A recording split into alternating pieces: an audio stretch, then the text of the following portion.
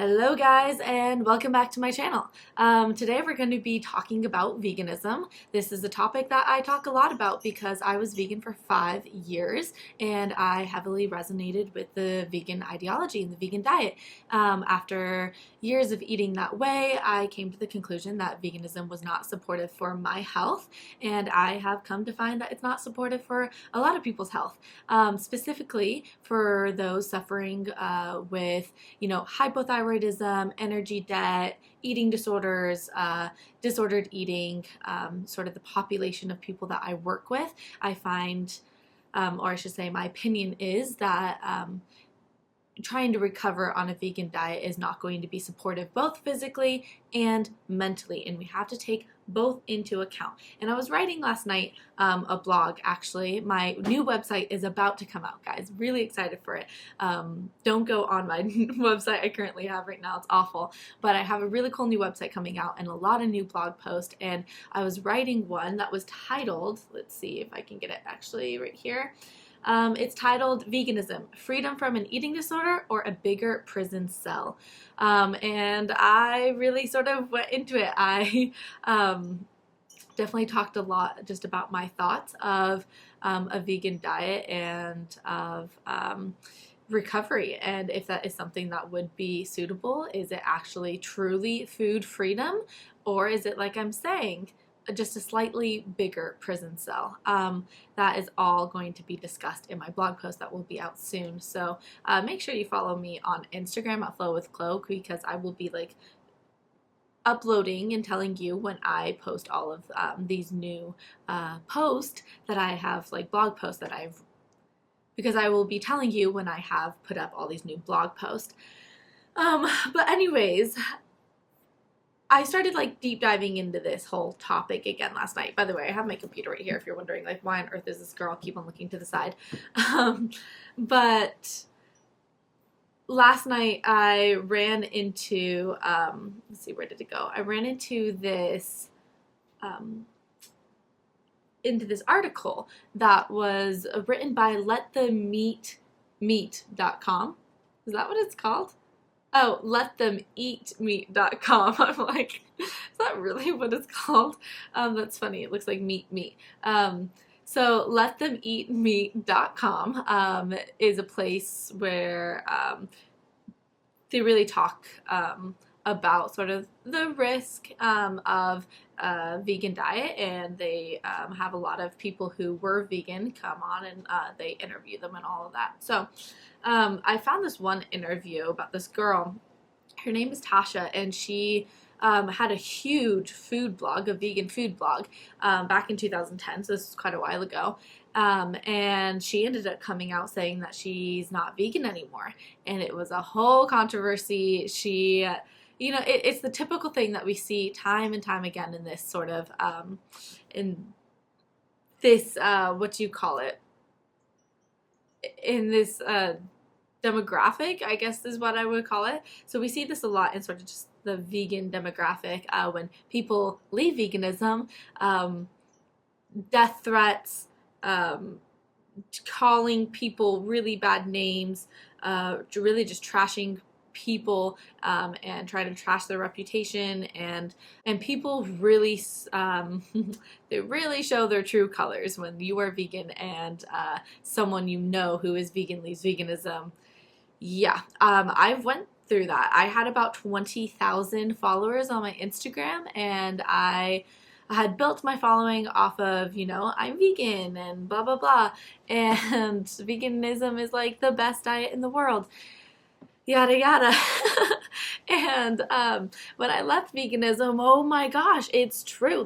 It is true. The death threats are real. The amount of messages I got from people just viciously attacking me, being like, how dare you eat meat now, I'm gonna come to your house and kill your family members in front of you, that's how the cows feel. And I literally was what is going on? It was intense. And here I was, just a young girl, just being oh my gosh, my health is falling apart. Like, I can't do this. My hair is falling out. I don't have a period. I'm infertile. Like, I am not sleeping. I'm binging every night. Like, I'm not feeling well. And I'm just trying to figure out what's going to make me feel best. And then people were just like literally trashing me on Instagram. And I lost, over 10K followers within a matter of like a month, which rightly so. You know, if you come to my page to see vegan stuff and then I'm not vegan anymore, like, yes, please leave. But it was sort of just crazy, the negative response that I received. So anyways, this article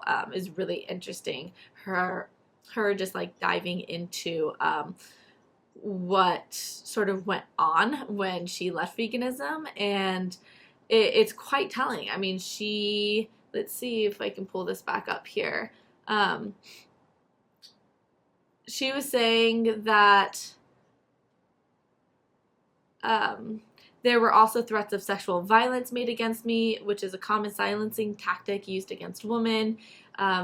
And she had death threats. Someone tried to contact her doctor to have her medical records released. Like, just crazy stuff. Her personal accounts of her and her family were repeatedly hacked. Fake Twitter and blog accounts were created posing as me, and background checks were done on me and my web designer and his family. So anyways, she was just explaining how it was intense, her leaving veganism. And then she also went on to say, I was privately contacted by two very well-known and much-loved members of the vegan and animal rights community who admitted to me that they were not vegan behind the scenes due to health reasons.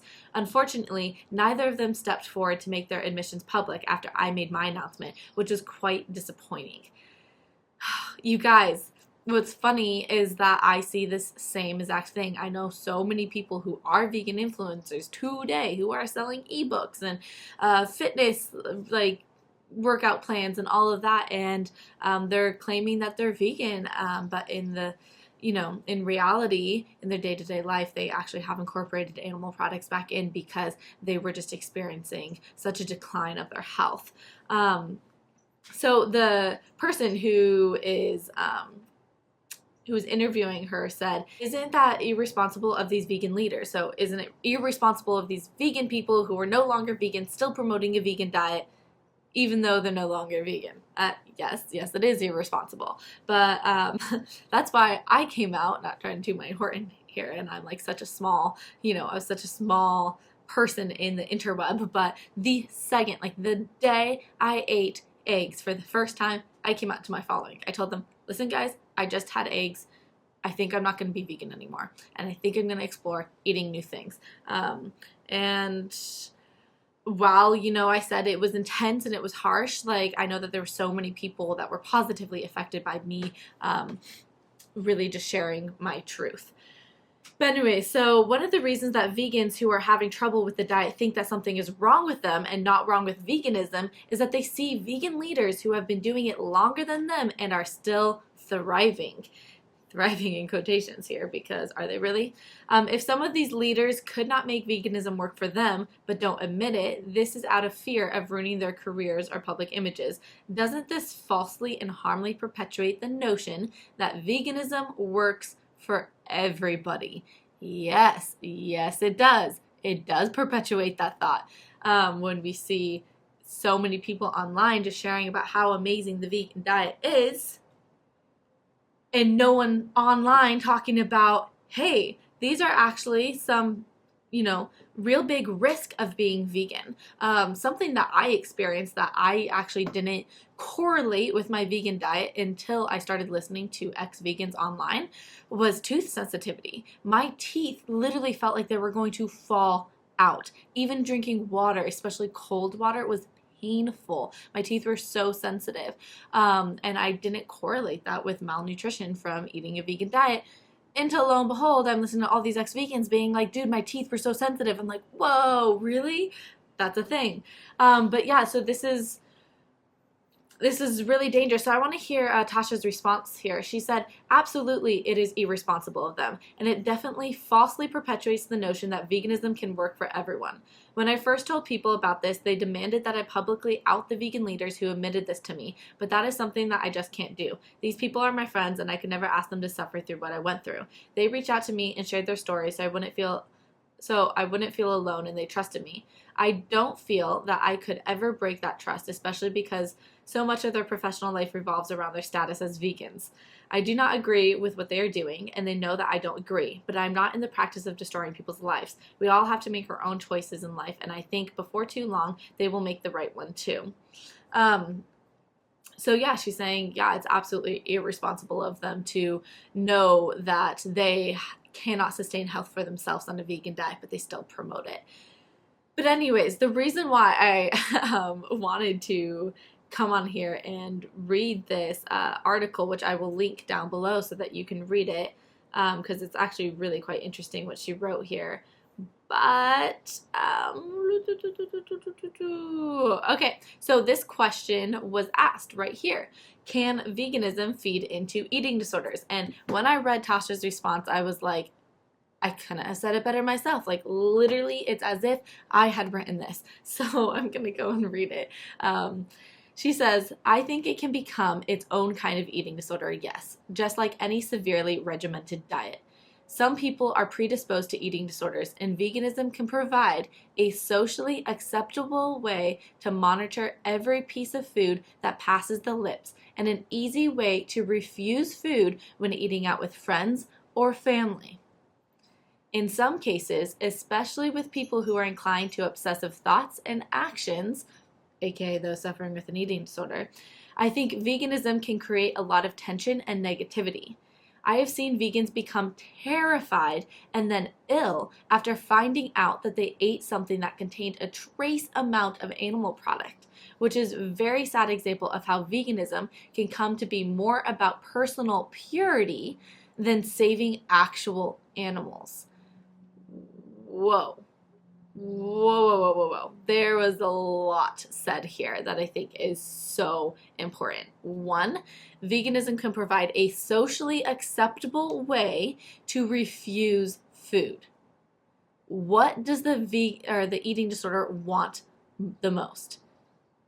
It wants to be able to constantly be in control of the food that you eat. It wants to eat very low calorie type of foods, which tend to be vegan foods. A vegan diet, a plant-based diet, tends to be very just sort of low calorie, low fat, no saturated fat, no cholesterol. So it's very like safe foods. And you guys, this is the reason why I was vegan. If I'm really honest with myself, I was vegan because I could do this thing called eating more, gain a little bit of weight, look a little bit better, claim that I was healthy. Oh yeah, I'm totally good and sure, like I'll eat vegan tacos and stuff like that. But the second you put bacon around me, it was like, oh no, it was such a fear of mine because that food's fatty, that food's unhealthy, that food's unclean.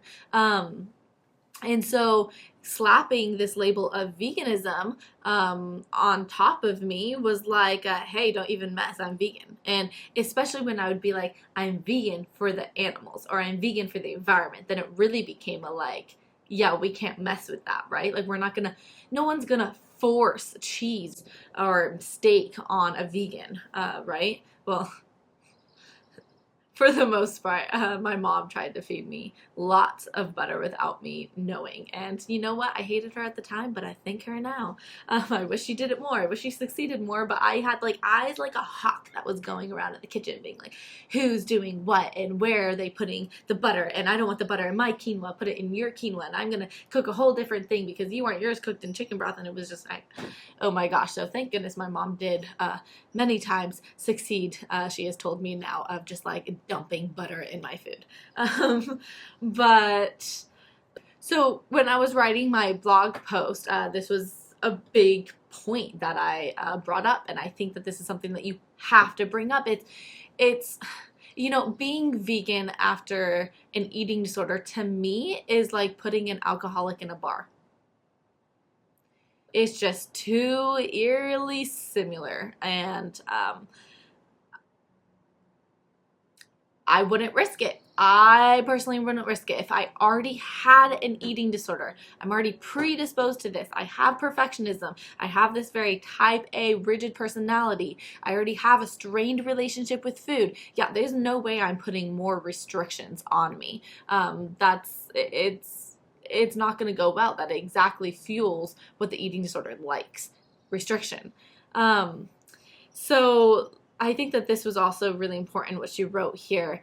I have seen vegans become terrified and then ill after finding out that they ate something that contained a trace amount of animal product.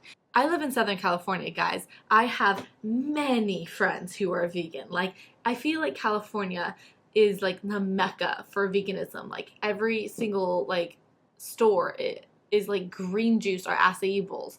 That is sort of just like the status quo over here. And I have seen that type of stuff happen where it's like someone, eats something and is totally fine, but then like the next day, hears that, oh, there was like butter in that, and then like for the next week they claim that they, have severe bloating, and it's like, what? Why didn't that happen right away? Like, why did that wait why did that take a day for that to happen? It's like a lot of it is in our head here. But she said it's a very sad example of how veganism can come to be more about personal purity than saving actual animals. What is orthorexia all about? It's all about purity, cleanliness, feeling wholesome. Yeah. So veganism, I'm not saying all people who are vegan have an eating disorder. No way, shape, or form am I saying that. What I'm talking about is that those people who are already predisposed to an eating disorder, who are in an eating disorder, who have disordered eating, who are struggling with orthorexia, veganism can just add fuel to the fire here. Especially with this whole personal purity thing. I remember feeling so like I'm greater than thou because I don't eat any animal products. Like, I'm so clean. It feels good to eat clean, right? It's the exact same words that I would say. So let's continue on with what she says here.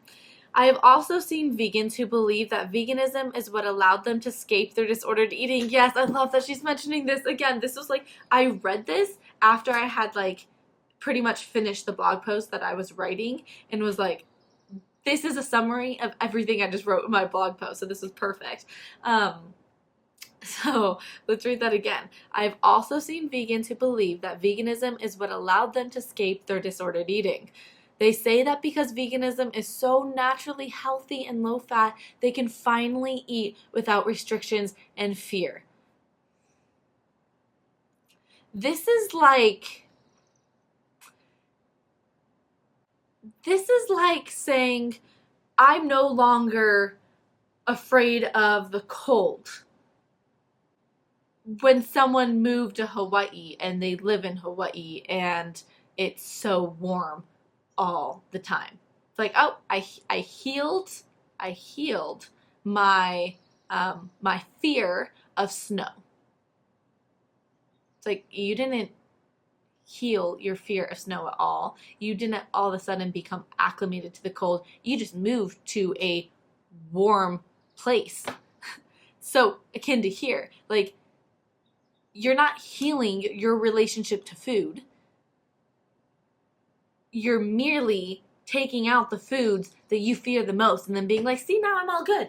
Now that I have made sure that my diet is void of all fat and cholesterol and, animal products and dairy and all these things that I deem fattening and unhealthy and all of that, now that I have just eliminated those from my diet, now I can eat freely. Again, it's like claiming that you have overcome your fear of the cold, but simply moved to Hawaii. You drop that same person in Wyoming in the middle of winter, and trust me, they did not heal their aversion to cold. It very much is still there. They've just been avoiding it by moving to Hawaii. So she continues. And yet, their blogs are chronicles of meticulously weighed out portions, right down to counting out how many pumpkin seeds they consume in one sitting. In these circumstances, sometimes it appears that veganism hasn't provided freedom from an eating disorder, just a slightly larger prison cell. Again, when I read this, I was like, what the heck? I literally just wrote the same exact thing. She's spot on. She's spot on. I can't wait for this blog article. I don't know what you call them. This blog that I wrote. I can't wait for it to be out on my new website and for you guys to read it because I really dived into like all of this here. Oh, dang, guys. This is what I see, right? And this is what happened for me. And this is what put me in classic quasi-recovery. So, yes, veganism to a certain extent helped me let go of my fear of eating, I should say. So I now was like eating more. I would have lots of almond butter. I was having bread. I was having pasta. I was, putting vegan butter and stuff on it and vegan cheese. But like I was eating those foods, and it calmed down my anorexia fears.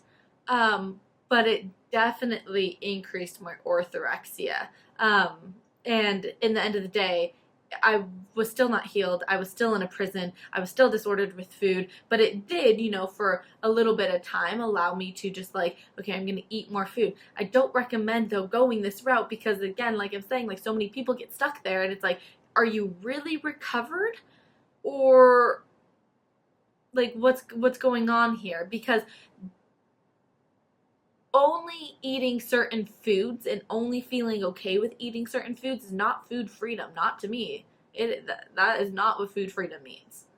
Food freedom to me means me being able to eat any and all food without guilt, without shame, without regret. Me being able to go to anyone's house for dinner and to literally just sit down and be like, cool, this is what we're having for dinner. I don't need to make modifications. I don't need to tell the host ahead of time, hey, I can't have this, I can't have that. Of course, if you have actual allergies, like you were actually diagnosed with celiac disease, then of course, I'm not trying to shame you for having to ask for modifications. You need to obviously listen to your body, and if your body reacts to shellfish, if it reacts to peanuts, if it reacts to like gluten or whatever, like, yeah, okay, I get that. But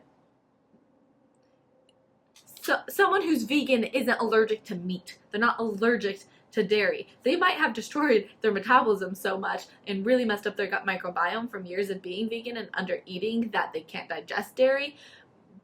But I would argue that that's like all the reason to start incorporating dairy back in and to start actually eating a more balanced diet so that you build up your metabolism and you build up your gut microbiome so that you can't digest dairy. But that's a whole nother topic for a different time. But I want to be very clear here of I'm not trying to judge or shame anyone who is claiming to be healed from an eating disorder and vegan. I'm not trying to diagnose someone with an eating disorder. That is not my job. I am not a therapist. I cannot do that. I am not claiming to do so right now. What I am sharing is my opinion for the big picture. Just what I see here is that there are a lot of people who are claiming that they are fully recovered while eating, a vegan diet, and yet I just see a lot of disordered eating patterns. I wrote this in my post where it was like, let's take what I did when I was orthorexic and let's look at what I did when I was vegan. It's like when I was orthorexic, I had to meticulously look at the back of every single ingredient label, right? I had to research restaurants before I went anywhere to make sure that they had something that I could eat. I had to ask for modifications anytime I went to like a family or a friend's house. Like those were the things that I did, and then I look at like, okay, that's what I did when I was in my eating disorder. Now what did I have to do when I was vegan? When I was vegan, I had to meticulously look at the back of every ingredient label to make sure there wasn't any animal products. I had to research restaurants to make sure that I could find a vegan option at the restaurant that I was going to. I had to ask for modifications, ask for people not to put butter and milk and cheese and meat and eggs and stuff like that in my food. pretty much the same thing I did when I was in my eating disorder. Now, I'm not trying to, again, I'm not trying to say that anyone online who is claiming that they're healed and they're eating a vegan diet is not healed from their eating disorder. Again, I'm just looking at big picture, what is sort of going on here. Yeah, kind of just what I'm saying. I'm not trying to create or stir up controversy. I'm literally sharing something that I think is super, super important and that shouldn't be overlooked. I'm diving into just sort of like the mental aspects of why I think veganism could be very detrimental to full recovery, can hinder a lot of people from actually experiencing food freedom. Like, I'm talking about that right now, but like I also could talk about for hours like the nutritional pitfalls of a vegan diet and how that poses a great risk to actually fully nutritionally rehabilitating your body. And we know that there's such a correlation between your mental health and your physical health that it's like, okay, so how much of your mental health too is changing if your physical health isn't completely nutritionally rehabilitated. So it's just, there's so much going on here. I really wish that I was listening to this video that I'm creating right now when I was vegan and claiming to be recovered. I wish that someone just brought up this conversation of like, hey, Chloe, this is great. You've done so much to heal your relationship to food. You really are, you really are moving forward on your journey. But is veganism actually giving you that food freedom and that full recovery that you want? Like, I wish someone brought up that conversation, because I saw so many people online, right? So many of these vegan YouTubers who were claiming to be completely healed from their eating disorder while being vegan. So I thought, well, I can completely heal from my eating disorder being vegan. That wasn't the case for me. And like I'm saying, like, that's not the case for a lot of people. I'm just saying, I'm just trying to be the person who's just bringing this conversation to the table. You do with it what you want. You think about it. You really analyze, okay, what were the behaviors I, was exhibiting during my eating disorder? Is me being vegan perpetuating those behaviors? Are they very similar? Am I at a place where I can eat any food and feel totally fine and okay with it?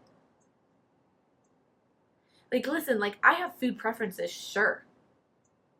I can eat any food, though, without guilt, because I've opened myself to any and all food. Okay? So I'm not saying that, like, you can never be someone who has, like, food preferences or who, wants to be mindful of where their food comes from or something like that. No, you can do that and not have an eating disorder. But being someone who completely eliminates something, again, that is the very, very unclear, fuzzy, gray line that you need to determine for yourself. Am I going over this line? Am I going into just, I still have an eating disorder? That's the question to ask yourself here. And then just sort of bringing it full circle again with the thing that we talked about in the beginning with, like, there are so many people who are claiming that they're thriving on the vegan diet, but in reality, they're not vegan anymore. I know them personally. I've read so many blogs of people eventually coming out saying that that's what was happening. Just saying. Just saying. That is it for this video today, guys. I'm sorry I talked your ear off, but I hope that this was important. With everything, do your own research. I'm not a doctor. I'm not a dietitian. I'm not telling you what you should or should not do. I am expressing opinions, my opinions. We're all, we all have the right to have our own opinions, and we all have the right to voice our own opinions. So I'm voicing mine, and I'm going to,